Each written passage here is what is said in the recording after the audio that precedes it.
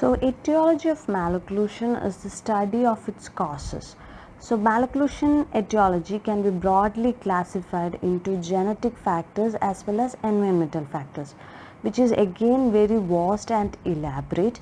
So, we will be dealing with the most common factors which causes the malocclusion. Now, how they are causing the malocclusion and how to deal with it. We have extensively discussed about the growth and stages of development, where I have mentioned about the growth occurring in stages and the syndromes associated with disturbances during each stage. So now just recollect what you have studied previously in the chapter growth and development. But here we will see about the common teratogens causing the congenital defects. Now, what are teratogens? They are chemical and other agents capable of producing embryological defects if given at the critical time. That is, its effect will depend upon what stage the fetus is undergoing its growth. Now, aminopterin is a teratogen which causes a severe condition where a large part of the skull is absent, which is also called as anencephaly. Now, cleft lip and palate is a very common developmental defect, and it is caused by a number of teratogens which includes aspirin, cigarette smoking, dilantin and Valium. That is, if the maternal mother is smoking cigarette during the pregnancy period, it can be prone to cleft lip and palate. Now, intake of alcohol during the pregnancy can cause central midphase deficiency of the newborn baby. Also, Accutane is another teratogen. It is actually 13-cis retinoic acid. It causes a condition called as retinoic acid syndrome. Now, maternal rubella virus infections can cause a variety of congenital defects, which includes microphthalmia, cataract and deafness. And unnecessary X-ray exposures to the mother can cause microcephaly of the children, as well as excessive vitamin D intake by a pregnant woman can cause premature suture closure of a baby. So just now we have seen the common teratogens which are causing the congenital defects. Now just a quick look about cleft lip and palate, since it's a common developmental defect and it's important from an orthodontic point of view. Now what are the malocclusions associated with cleft lip and palate? So if the palatal growth is disturbed or if it is restricted, this in turn can affect the growth of the maxilla as such. We have already seen that in growth and development, how the growth of the maxilla and palate is related. Now, cleft lip palate will cause a restriction on the growth of the maxilla, which can cause the collapse of the maxillary arch, so that the maxillary arch will becomes narrow as well as constricted, which in turn can cause crossbites, that is anterior as well as buccal crossbites can appear. Also there will be reverse overjet, that the maxilla will be deficient, so it will have a reverse overjet. Now this can also lead to missing teeth, as well as those teeth which are present will be more prone to rotations and angulation differences, which can give an appearance of crowding, or there will be a crowding. So these are the most common the malocclusions associated with cleft lip and palate.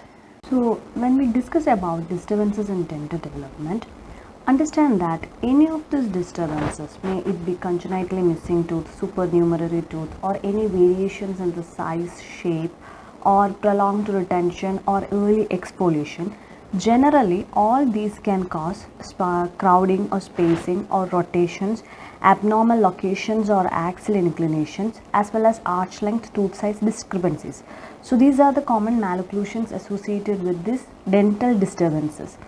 But when we are trying to learn it from an MCQ point of view, what you have to emphasize in learning is which is the most common tooth associated with this malocclusions. Like if you're saying congenitally missing tooth, which are the teeth which are commonly missing. Now if there is any predilection for maxilla or mandible, also if there is any gender predilection for the occurrence of these disturbances, and also learn about specific syndromes associated with it. So these are the pattern, or these are the few format that should be followed when you are dealing with disturbances in dental development. So coming to the first one, which is congenitally missing tooth. So this can be anodontia, that is total absence of the tooth, which is commonly associated with ectodermal dysplasia. So anodontia, it is associated with ectodermal dysplasia. Now another condition is oligodontia, where there is congenital absence of many teeth, maybe more than 6, but not all teeth are missing. Now hypodontia is a condition where there is absence of only a few teeth or maybe a single tooth. So these factors like hypodontia it is having a polygenic multifactorial etiology. That is, it is having a congenital, genetic, environmental, and all these factors are contributing to the absence of a few teeth. Also, when you are dealing with the congenital missing tooth, make sure that, or you understand that, the absent tooth will be most distal to be of any given type. That is, it follows the principle of Butler's field theory.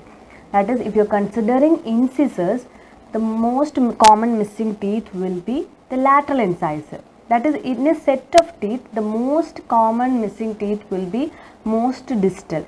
If you are considering molars, it will be the third molar, which is the most distal one, which will be missing.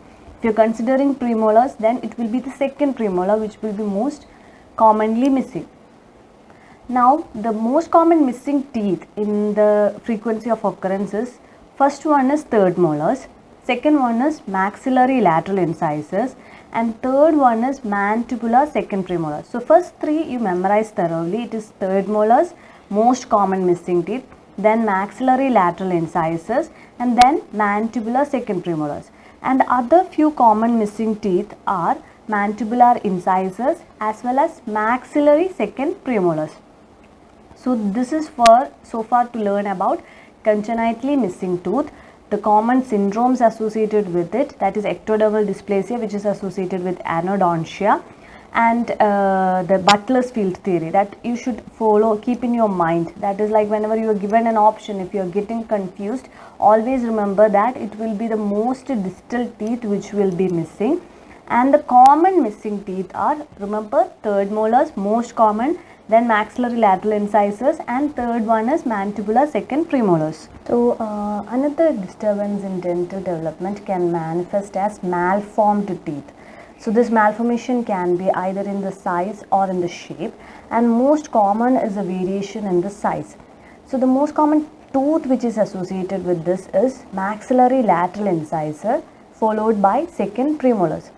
Since we are talking about the variation in size, I would like to discuss one more MCQ, that is, the most common cause of crowding in the lower anterior region is actually tooth size arch length discrepancies. So this can be either the jaw will be normal, that is the arch length will be normal, the tooth size can be extensively large due to any variation in the development, or it can be the arch size will be greater, arch size will be less and the tooth size will be normal. So both, either of it can cause crowding in the lower anterior region. Now coming to the third topic is the supernumerary tooth. So this is another disturbance in dental development, and it can cause malocclusions like rotations and displacement of the permanent teeth. Now the most commonly occurring supernumerary teeth is known as mesiodens, that is, which is occurring between the maxillary central incisors. So since it is the most common supernumerary teeth, the most common site or the most common location or arch which is prone to the supernumerary teeth is maxilla. Keep in mind that also, because that also has been asked as an MCQ. They have not asked it directly like which is the common supernumerary teeth, but rather they are asked which jaw is more prone for the supernumerary teeth. It is maxilla. Also note that cleidocranial dysplasia is a syndrome which is associated with multiple supernumerary teeth. So these are the important facts related to supernumerary teeth. So dental developmental disturbances can manifest as interferences in eruption, which can be either an obstruction of the eruption or ectopic eruption, or it might be a transposition, that is the position of the tooth is interchanged. So there are few factors which can cause the obstruction of the eruption, which includes a supernumerary teeth, a sclerotic bone, or a heavy fibrous gingiva. Now, ectopic eruption. Ectopic eruption is caused by the malposition of a permanent tooth bed, which can lead to the eruption in a wrong place. So, most common tooth associated with this is maxillary first molars. Now, transposition, I have just mentioned it. There is an interchange of the position of the teeth, and the most common teeth associated with this is maxillary canine and first premolar. So, these are the interference with eruption. So when we are discussing about interferences in eruption, we will also have a quick look into the conditions associated with delayed eruption of the permanent teeth. So these factors can be broadly divided into local factors and systemic factors. We don't need to mug up everything, but just keep in mind the important diseases or infections or any other toxicities or drugs which can be associated with the delayed eruption. So local factors, these include tumors which can be odontogenic as well as non-odontogenic tumors, then enamel pearls, injuries to primary teeth, ankylosis of the deciduous teeth, premature loss of the primary teeth, as well as lack of resorption of the deciduous teeth, and certain diseases like regional odontodysplasia, oral cleft, radiation damage, and segmental odontomaxillary dysplasias. So there are numerous other local factors also, but these are the few important ones. So keep in mind that the oral clefts are associated with delayed eruption, regional odontodysplasia, radiation damage, as well as all odontogenic and non-odontogenic tumors. Now coming to systemic factors, this can be either nutritional deficiencies as well as vitamin D resistant rickets. So vitamin D resistant rickets is associated with delayed eruption. Endocrine disturbances, which include hypothyroidism, hypopituitarism, hypoparathyroidism, then long-term chemotherapy, then infections such as HIV or other diseases like cerebral palsy, anemia, celiac disease. Then the drug which is associated with delayed eruption is phenytoin. Also, cobalt or lead or any other heavy metal intoxication can also lead to delayed eruption, and then low birth weight or premature birth of the babies. So these are the few important factors associated with the eruption of the permanent teeth. So keep in mind vitamin D resistant rickets, then endocrine disturbances, HIV infection, cerebral palsy, the drug which is causing the delayed eruption, and then the heavy metal poisonings. So one of the most common local cause of malocclusion is early loss of primary teeth. So what happens a primary teeth is lost prematurely? Obviously that space will get closed. So this can happen either by the drift of the adjacent permanent teeth. So this can be a mesial drift of the teeth or the distal drift of the teeth. So there can be two possible scenarios. One can be, if you imagine that your primary second molar is lost prematurely, then the space closure will happen by the mesial drift of the permanent molars. So what if the teeth lost is a primary first molars or canines? Then there also the space closure will happen inevitably, but here it is due to the distal drift of the incisors. So just understand this. Primary second molar, then there will be mesial drift of the permanent molars. Primary first molar or canine, then there will be space closure due to distal drift of the incisors. Now the space closure has happened and that will cause the arch to contract. So if the arch is contracting, then it means the arch size is reduced. So it inevitably will result in the crowding of the permanent dentition. We have just now mentioned that the tooth size arch discrepancy is the most common cause of crowding in the lower anterior region. Now we have mentioned the scenario of a loss of a primary second molar where there will be mesial drift of the permanent molars. So one more important fact related to that is that the tooth in the mandibular arch which can be most likely to be displaced due to such a crowding will be mandibular second premolar, because there is no space for the second premolar. The mesial migration of the permanent molars will take up the space for that permanent premolar. So it is the teeth most likely to be displaced due to arch size discrepancies. So these are the few facts which are very important from the MCQ point of view. So keep in mind. Now, one of the other reasons for malocclusions is the prolonged retention of the deciduous tooth. So we have seen what happens when there is an early loss of deciduous tooth. But if there is a prolonged retention of the deciduous tooth, the immediate sequel is that there will be an altered path of eruption of the permanent teeth. So mostly in the anteriors, this retained deciduous teeth causes altered path of eruption of the permanent teeth, and the permanent teeth will erupt either lingually or palatally, and in case of anterior teeth, and this is one of the most common cause of anterior crossbite due to non-skeletal reasons. So prolonged retention of deciduous teeth is causing altered path of the eruption of the permanent teeth, and in anteriors this permanent successors usually erupt lingually or palatally, and that is one of the common reasons for non-skeletal anterior crossbite. Whereas in posteriors, if the deciduous teeth is retained, the permanent dentition can be either palatally or buccally erupted, or there can be an impaction, that is the permanent teeth might get impacted in the posteriors. So the common reasons for the prolonged retention of the deciduous teeth is, one is there might be an absence of underlying teeth, and there might be endocrine disturbances, especially such as hypothyroidism, and ankylosed deciduous teeth and non-vital deciduous teeth. So these are the 4 common reasons for prolonged retention of the deciduous teeth: absence of underlying teeth, endocrine disturbances such as hypothyroidism, ankylosed deciduous teeth and non-vital deciduous teeth.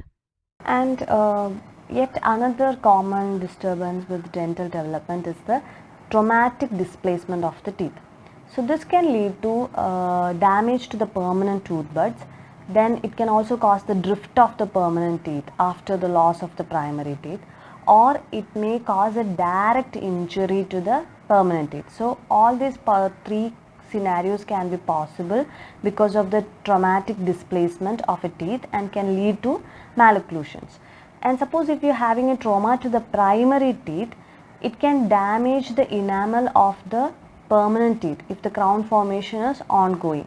And sometimes this damage is so severe, and if it hurts the roots also, then it can cause dilaceration or short roots. So one of the common cause of dilacerated roots is the trauma, especially trauma to the primary teeth, which is inevitably transferred to the developing permanent dentition. So heavy fibrous frenums which are attached to the interdental papilla can prevent the approximation of the incisors. So this often is associated with the midline spacing. Now whether a labial frenum is attached abnormally high or not is determined by 2 tests. One is a Blanch test. The second one is by making use of an intraoral periapical radiograph, and if the radiograph reveals a notching of the interdental alveolar crust, then it will be positive for an abnormal labial frenal attachment. Now one more important thing regarding the correction of this frenal attachment is that the treatment for such a thing should be done only after the eruption of the canines. That is, after the eruption of the permanent canines also fails to close the space, then only an intervention is required, or an intervention can be done. This is because it's correlated to the ugly duckling stage. So try to recollect what we have learnt in ugly duckling stage and comprehend it here. So from an equilibrium perspective, the dentition is obviously in a state of equilibrium. Hence, the teeth is subjected to a variety of forces, but it does not move to a new location under the usual circumstances. So hence the teeth is said to be in a state of equilibrium.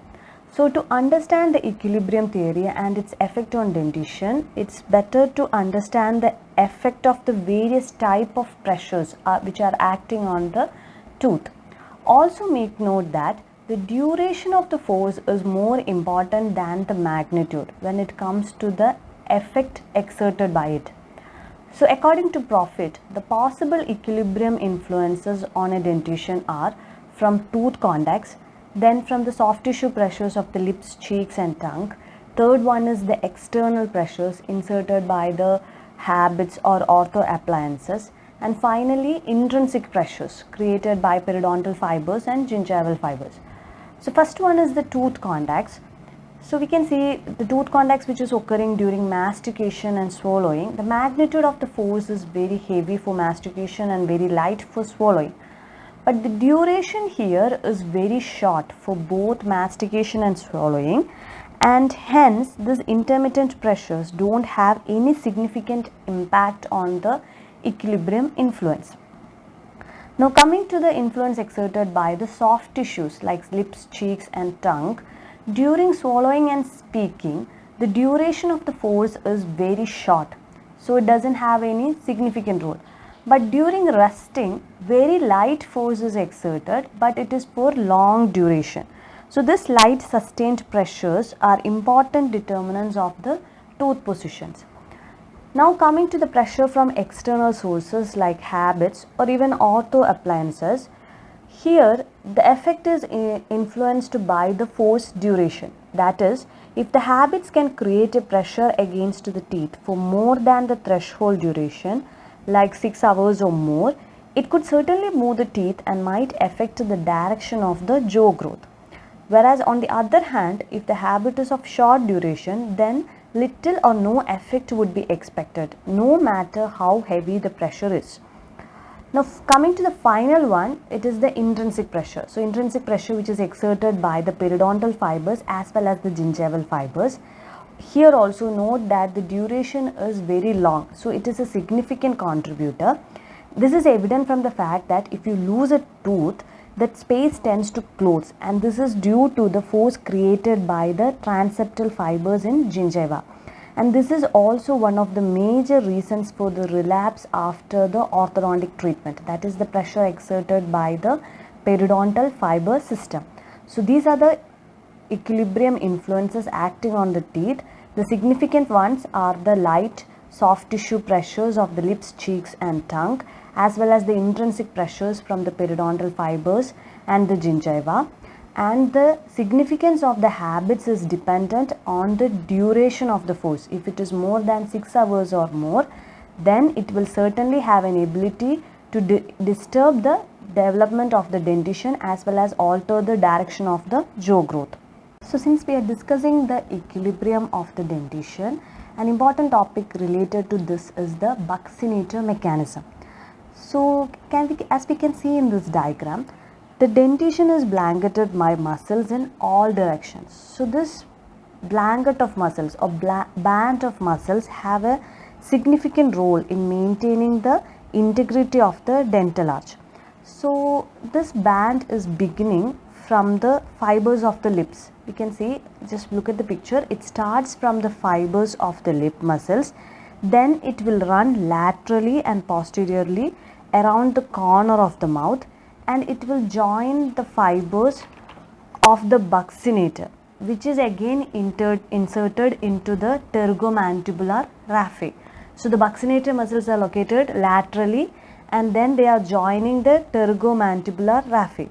There these fibers will intermingle with the fibers of the superior constrictor, and then it will continue posteriorly and medially where it will get anchored at the origin of the superior constrictor, that is the pharyngeal tubercle. So it is beginning from the lips, then it will run laterally and posteriorly, get intermingled with the fibers of the buccinator, which in turn runs posteriorly and get joined with the pterygomandibular raphe, where it intermingle with the fibers of the superior constrictor muscles.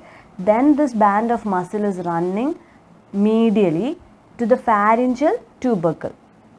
So this band of muscles is referred to as a buccinator mechanism, which is influencing the dentition from acting from outside. So opposing this band of muscles is another powerful muscular organ within the dentition, that is the tongue.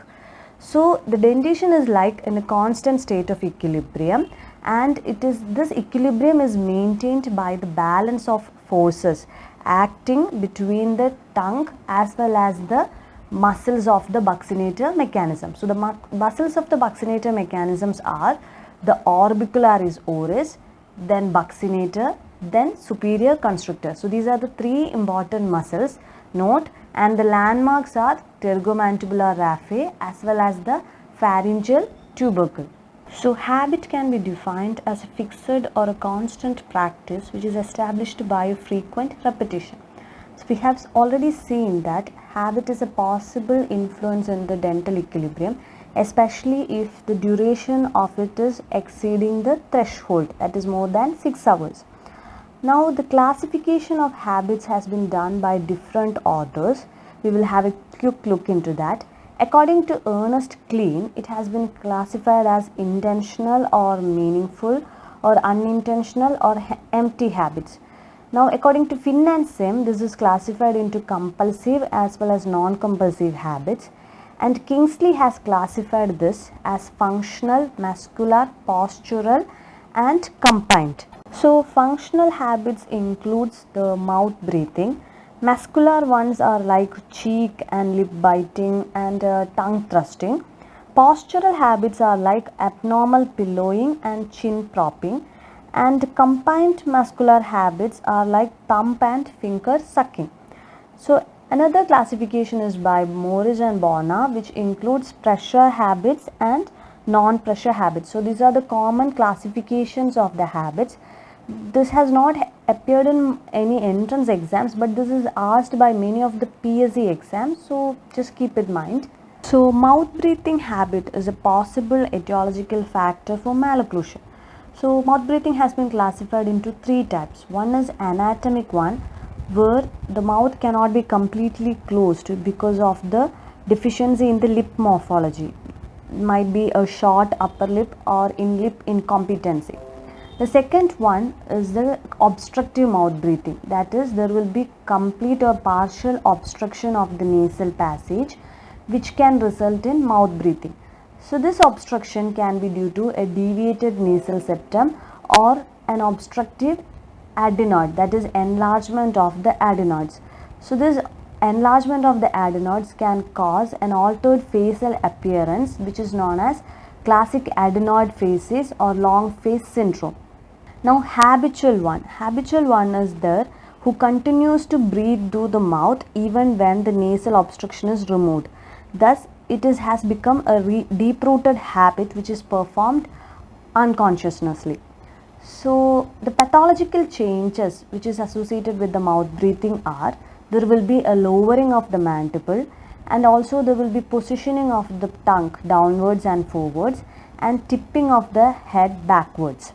So the type of malocclusion most often associated with mouth breathing is called as long face syndrome or classic adenoid facies.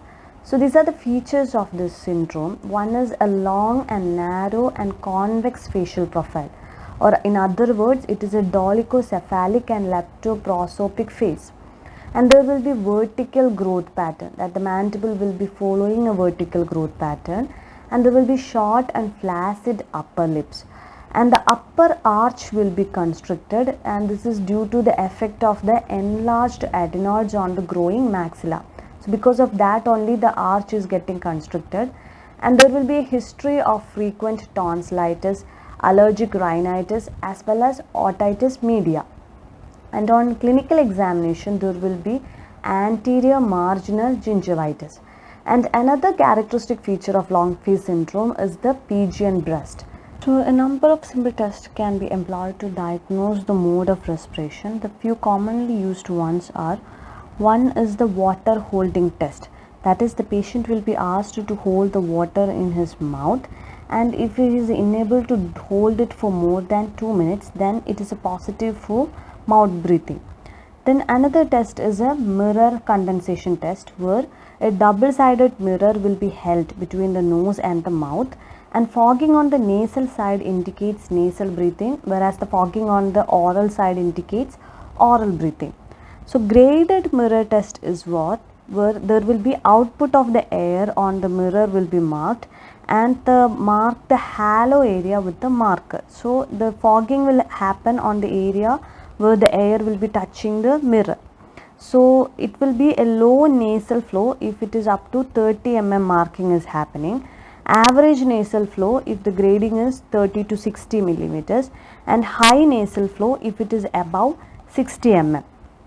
Now the other test is a cotton wisp test or butterfly test, where a butterfly shaped piece of cotton will be placed over the upper lip, that is below the nostrils.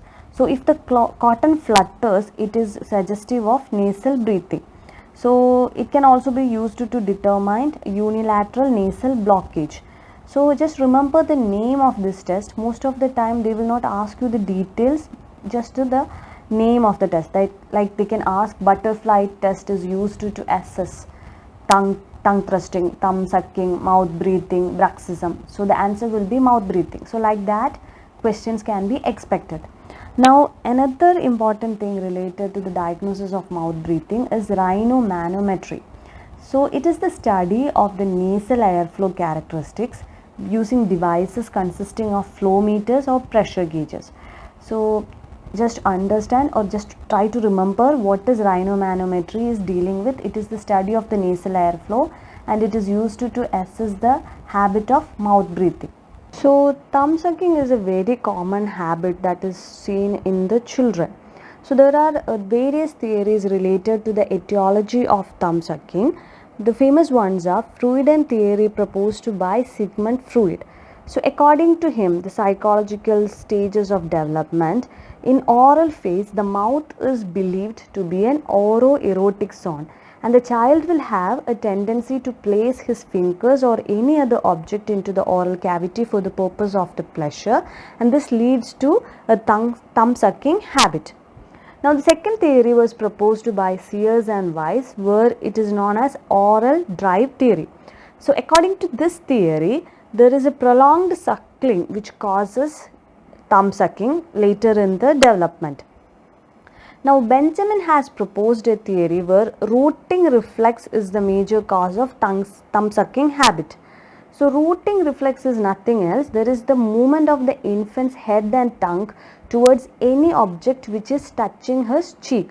So in small infants it might be usually the mother's breast, but it can also be a finger or a pacifier. So please note that the rooting reflex normally disappears around 7 to 8 months of age. Now apart from these theories, there are some persons who are telling the thumb sucking is nothing but a learned pattern. There is no underlying cause or psychological reasons. Whereas some people point out to the psychological aspects of the thumb sucking, that is a deprivation of the parental care or affection can cause the kids to resort to such habits. So these are the major theories related to the etiology of thumb sucking.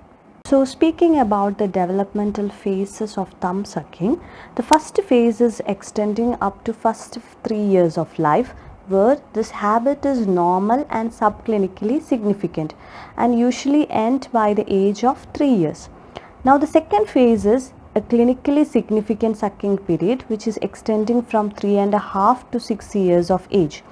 So this phase, if the thumb sucking habit is persisting, it means that the child is under great anxiety and treatment to correct dental problems must be initiated during this phase, that is the phase 2. Now phase 3, which is the period of intractable sucking. So any sucking habit which is extending beyond the period of 4 to 5 years of age should alert the dentist to an underlying psychological aspect of the habit. So a psychological consultation has to be done during this phase. So the clinical significance or significant from exam point of view is that case scenarios can appear as questions like where the age of a patient is a factor which determines the diagnosis, etiology and the treatment plan of the thumb sucking habit. For example, if you are giving a question where a 5-year-old child is presenting with the thumb sucking habit. So remember that that is a phase 3 which is related to the psychological aspects of the child. So in the options they might give you a psychological consultation, then you should go for it. Whereas if it is like a 2-year-old baby is presenting with a complaint of thumb sucking, then it is quite normal. There is no need for any active intervention during that period. So keep in mind how this is put into clinical practice as well as into your exam case scenarios. Now, the classification of thumb sucking by Satalny and Satalny, it is divided into 4 types. Type A is where the major part of the thumb will be inside the mouth beyond the first knuckle or the joint, and the thumb will be resting against the palatal tissue or mucosa. Also note that the lower anteriors will be contacting the thumb.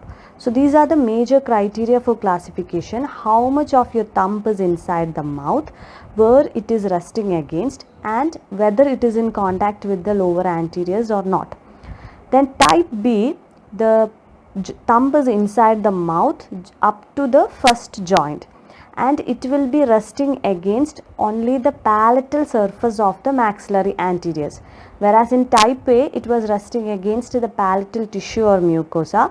Here it is resting against the palatal surface of the maxillary anteriors, and the extent to which the thumb is inside the mouth is just up to the first joint. Also, the lower anteriors are in contact with the thumb. Now, type C, it is very much similar to type A in the first 2 criteria, but here the lower anteriors are not in contact with the thumb. So, that is the only difference between type A and type C. Now, type D is where the thumb is not fully inserted and the lower incisors makes contact only at the level of the thumbnail. So, these are the classification of thumb sucking habit. So, thumb sucking has caused deleterious adverse effects on the dentition as well as maxilla and the interarch relationships, as well as on the soft tissues. So, let us see on the effects on maxilla. So, maxilla, the mechanism of thumb sucking will result in the lowered position of the tongue as well as unopposed buccinator action. So, this can result in a narrow constricted V-shaped maxilla and a narrow palate. So, this inadvertently lead to posterior crossbite, and skeletally there will be an increased SNA angle. Whereas on the maxillary dentition, the thumb will be placed behind the incisors. So, this will exert a labioapical force which can cause the flaring of the maxillary incisors, which in turn causes the spacing as well as an increased maxillary arch length. Now, on the maxillary teeth, if it is exerting a labioapical direction of force, but on the mandibular teeth it will be an opposite effect, and the thumb sucking habit can cause retroclination of the lower anterior teeth. Now, on the soft tissues, on the upper lip, the thumb sucking can result in short, hypotonic, incompetent upper lip, whereas the lower lip becomes hyperactive with increased mentalis activity.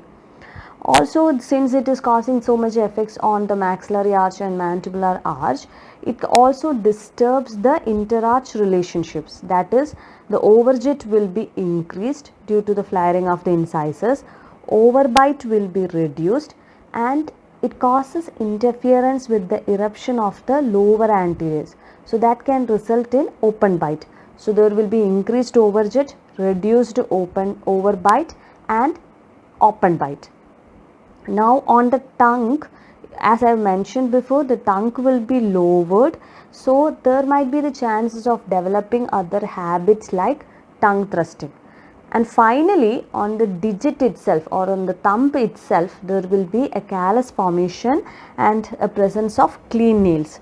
So, these are the adverse effects of thumb sucking habit on the dentition as well as the underlying jaw basis. So, when we talk about the management of thumb sucking, there are various approaches for the correction of thumb sucking habit. The psychological approach employs the Dunlow's beta hypothesis, which states that the best way to break a habit is by its conscious, purposeful repetition. Now, the second method involves the usage of reminding aids like a thermoplastic thumb guard or bandaging the elbow to prevent the bending of it. The mechanical aids can also used to intercept the thumb sucking habit, which can be either removable or fixed mechanical appliances. The commonly used fixed appliances are a flat crib appliance or a fixed vertical crib or a fixed vertical rake as well as a bluegrass appliance.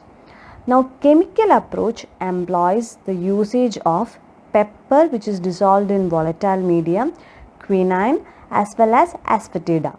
So, moving on to the another habit, tongue thrusting, we will first discuss about the development of the swallowing patterns. So, the first one is the infantile swallow, that is the suckling of an infant child. So, the characters of an infantile swallow pattern as described by Moyers include the jaw will be apart and the tongue will be placed between the upper and lower gum pads.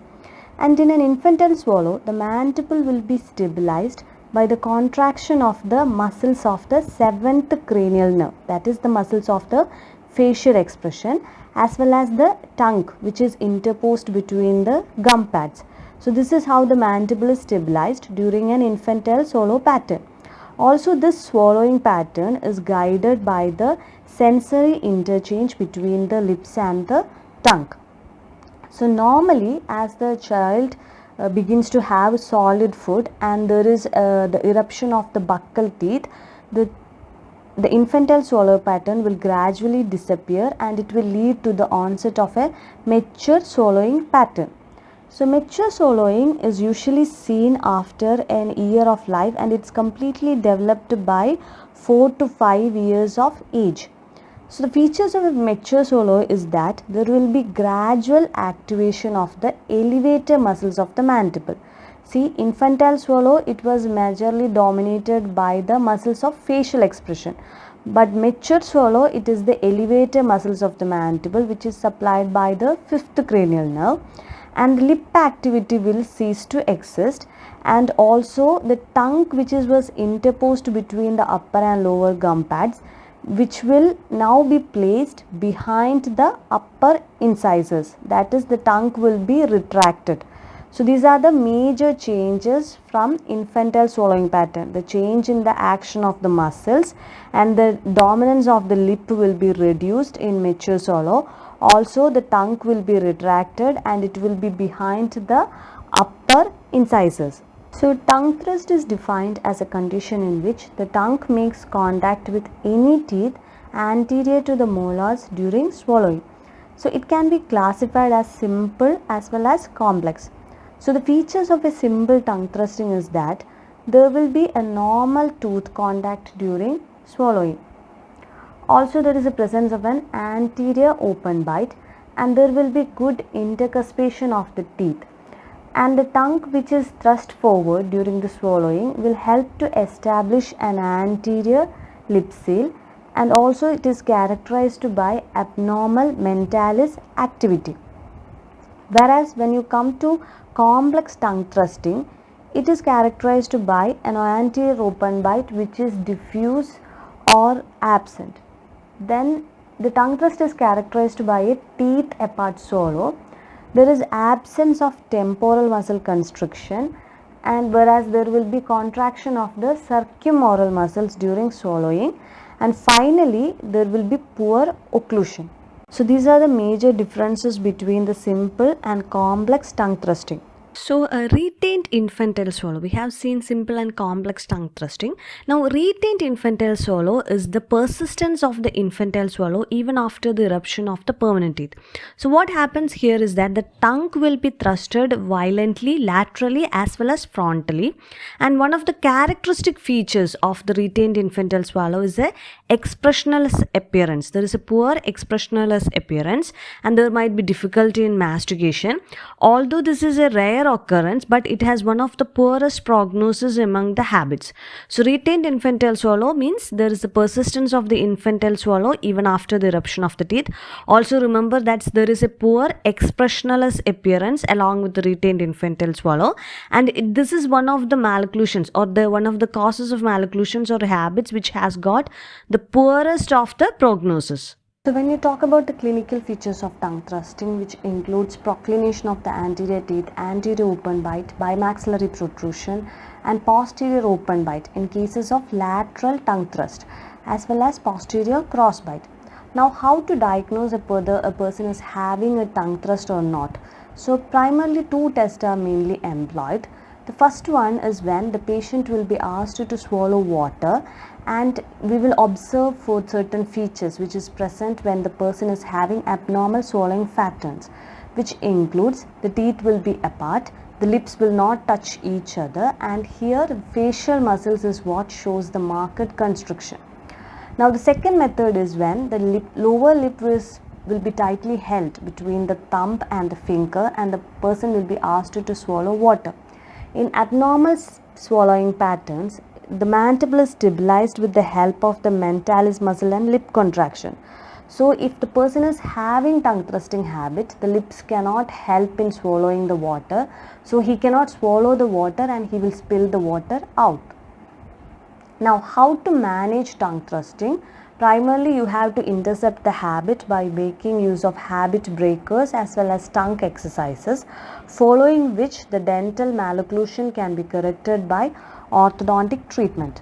So, another common habit which can lead to malocclusion is bruxism, which is grinding of the teeth for the non-functional purposes. The etiology can be either psychological or emotional stresses as well as occlusal interferences. The clinical features are characterized by occlusal wear facets, fracture of the teeth, mobility of the teeth, tenderness and hypertrophy of the masticatory muscles as well as TMJ pain. Now, how to correct bruxism? We can go for psychological approaches which involves hypnosis, relaxing exercises and massages. Now, the dental way is to employ occlusal splints to correct bruxism. Now, yet another habit which can predispose to malocclusion is lip biting, which is characterized by proclined upper anteriors and retroclined lower anteriors associated with hypertrophic and redundant lower lips. So, these are the common habits which can predispose to the malocclusions. So, if you talk about the genetic influences in the etiology of malocclusions, we can see that certain malocclusions run in families. An example can be if a Habsburg-Jaw, that is a prognathic mandible, which is a classic feature in the Habsburg royal family. Another feature which have a familial inheritance is the long face pattern of the facial growth.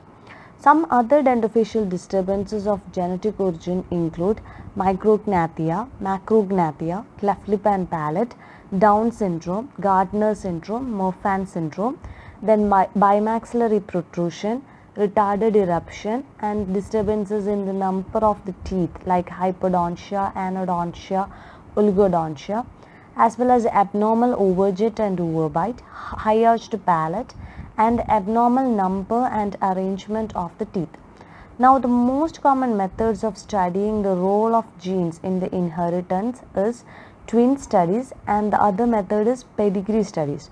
So, twin studies are done by analyzing monozygotic and dizygotic twins in a specific manner, whereas pedigree studies in which a definite trait of an individual is assessed along with his family tree so as to find any hereditary influences. So, these are the common genetic studies. So, altogether we have discussed about the various etiological factors of malocclusion. Now, try to answer MCQs related to this topic and see how much you have got thorough with it.